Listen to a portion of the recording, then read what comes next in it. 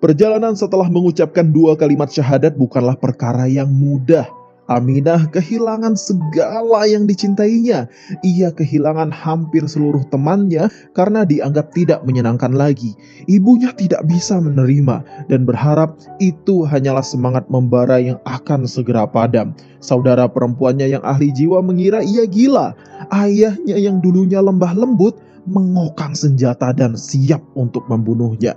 Assalamualaikum, pemirsa Mu'alaf Care Al-Muhtadin. Selamat datang di rubrik Serba-Serbi Mu'alaf, yang akan membahas kisah, inspirasi dan motivasi orang-orang yang masuk Islam.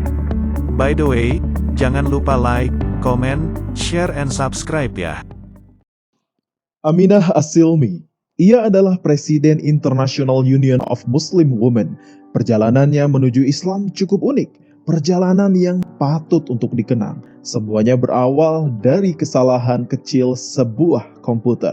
Mulanya, ia seorang gadis jemaat Southern Baptist, aliran gereja Protestan terbesar di Amerika Serikat, seorang feminis radikal dan jurnalis penyiaran. Sewaktu muda, ia bukan gadis yang biasa-biasa saja, tapi cerdas dan unggul di sekolah sehingga ia mendapatkan beasiswa.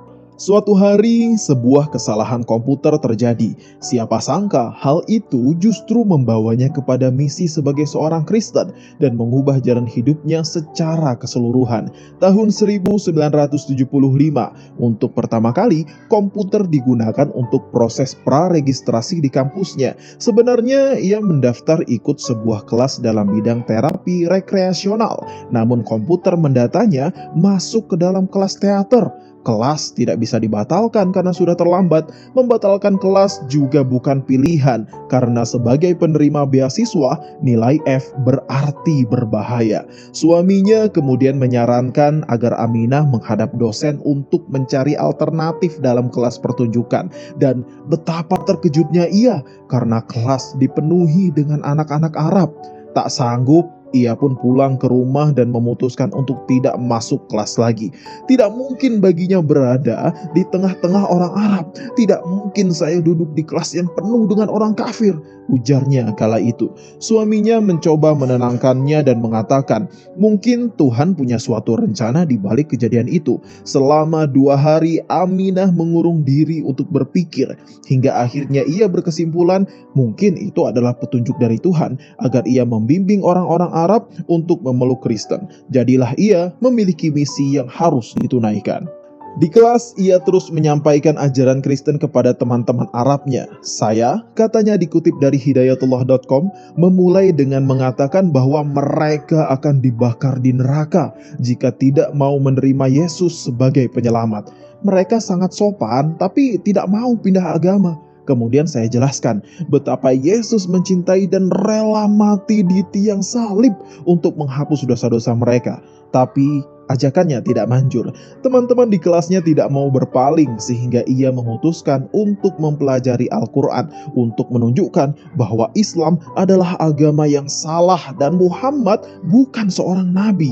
Ia pun melakukan penelitian selama 1,5 tahun dan membaca Al-Quran hingga tamat. Namun secara tidak sadar ia perlahan berubah menjadi seseorang yang berbeda dan suaminya memperhatikan hal itu. Saya berubah sedikit, tapi cukup membuat dirinya terusik, katanya.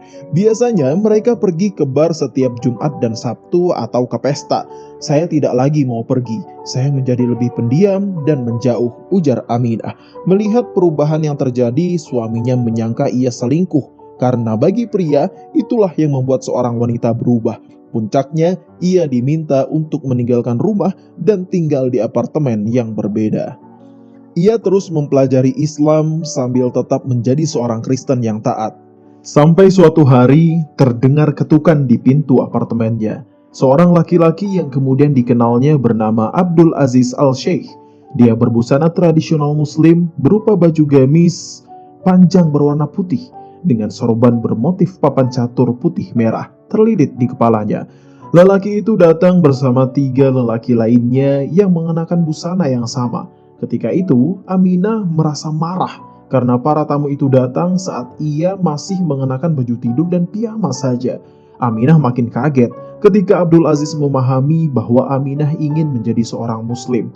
Aminah lalu menjawab bahwa ia seorang Kristiani dan tidak berniat untuk menjadi seorang Muslim. Tapi Aminah punya banyak pertanyaan dan menanyakan apakah tamu-tamunya itu punya waktu luang. Akhirnya Aminah mempersilahkan mereka masuk. Ia lalu menanyakan hal-hal dan keberatan-keberatannya yang sudah ia catat selama ia membaca Al-Quran dan buku-buku Islam. Saya tidak akan melupakan namanya. Abdul Aziz adalah seorang yang sabar dan lemah lembut. Ia dengan sangat sabar membahas pertanyaan-pertanyaan itu bersama saya. Dia tidak membuat saya seperti orang bodoh atau membuat pertanyaan saya seperti pertanyaan bodoh, ungkap Aminah. Dikutip dari eramuslim.com. Aminah mengatakan Abdul Aziz menjelaskan padanya bahwa Allah memerintahkan manusia untuk mencari ilmu dan bertanya adalah salah satu cara untuk mendapatkan ilmu. Aminah seperti menyaksikan kuntum bunga yang sedang bermekaran ketika mendengar penjelasan Abdul Aziz. Ketika ia berbeda pendapat, Abdul Aziz akan menjelaskannya lebih dalam dan dari sisi pandang yang berbeda, sampai Aminah benar-benar memahaminya. Setelah berdiskusi dengan Abdul Aziz dan teman-temannya, tidak butuh waktu lama buat Aminah untuk memutuskan masuk Islam. Setelah 1,5 tahun mempelajari Islam dan Al-Quran, atau sehari setelah Abdul Aziz bertamu ke rumahnya, Aminah mengucapkan 2 kalimat syahadat disaksikan Abdul Aziz dan teman-temannya yang datang pada malam itu. Hingga akhirnya hidayah itu datang pada 21 Mei 1977. Jemaat gereja yang taat itu bersyahadat. Perjalanan setelah mengucapkan 2 kalimat syahadat bukanlah perkara yang mudah. Aminah kehilangan segala yang dicintainya. Ia kehilangan hampir seluruh temannya karena dianggap tidak menyenangkan lagi. Ibunya tidak bisa menerima dan berharap itu hanyalah semangat membara yang akan segera padam. Saudara perempuannya yang ahli jiwa mengira ia gila. Ayahnya yang dulunya lembah lembut mengokang senjata dan siap untuk membunuhnya. Tak lama kemudian ia pun mengenakan hijab. Pada hari yang sama, ia kehilangan pekerjaannya. Lengkap sudah, ia hidup tanpa ayah, ibu, saudara, teman, dan pekerjaan. Jika dulu ia hanya hidup terpisah dengan suami, kini perceraian di depan mata. Di pengadilan, ia harus membuat keputusan pahit dalam hidupnya. Melepaskan Islam dan tidak akan kehilangan hak asuh atas anaknya, atau tetap memegang Islam dan harus meninggalkan anaknya. Itu adalah 20 menit yang paling menyakitkan dalam hidup saya, kenangnya. Bertambah pedih karena dokter telah memvonisnya tidak akan lagi bisa memiliki anak akibat komplikasi yang dideritanya. Saya berdoa melebihi yang biasanya, katanya. Ia pun memutuskan melepaskan anak-anaknya, sepasang putra-putri kecilnya. Namun Allah Subhanahu wa Ta'ala Maha Pengasih. Ia diberikan anugerah dengan kata-katanya yang indah, sehingga membuat banyak orang tersentuh dari perilaku Islaminya. Dia telah berubah menjadi orang yang berbeda, jauh lebih baik. Begitu baiknya sehingga keluarga, teman, dan kerabat yang dulu memusuhinya perlahan mulai menghargai pilihan hidupnya. Dalam berbagai kesempatan, ia mengirim kartu ucapan untuk mereka yang ditulisi kalimat-kalimat bijak dari ayat Al-Quran atau hadis tanpa menyebutkan sumbernya. Beberapa waktu kemudian, ia pun menuai benih yang ditanam. Orang pertama yang menerima Islam adalah neneknya yang berusia lebih dari 100 tahun. Tak lama setelah masuk Islam, sang nenek pun meninggal dunia. Pada hari ia mengucapkan syahadat, seluruh dosanya diampuni dan amal-amal baiknya tetap dicatat. Katanya, selanjutnya yang menerima Islam adalah orang yang dulu ingin membunuhnya, yaitu sang ayah. Keislaman sang ayah mengingatkan dirinya pada kisah Umar bin Khattab. 2 tahun setelah Aminah memeluk Islam, ibunya menelpon dan sangat menghargai keyakinannya yang baru, dan ia berharap Aminah akan tetap memeluknya. Beberapa tahun kemudian, ibu menelponnya lagi dan bertanya, apa yang harus dilakukan seseorang jika ingin menjadi Muslim?